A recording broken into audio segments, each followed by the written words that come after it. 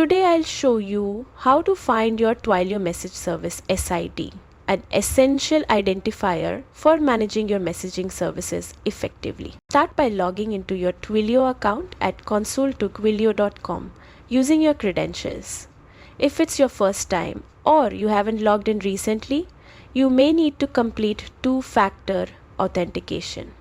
Once logged in, you'll be on the dashboard, your central hub for managing all Twilio services. Next, focus on the left sidebar.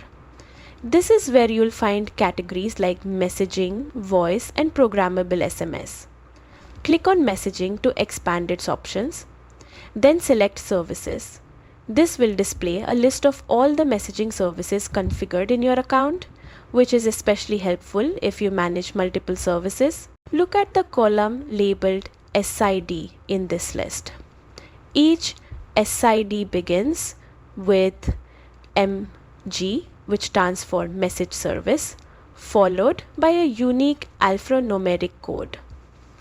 This is your Message Service SID. If you want to verify or get more details about a specific service, click on its name. This will open the service dashboard, where under Properties at the top, you will see the full Message Service SID clearly displayed.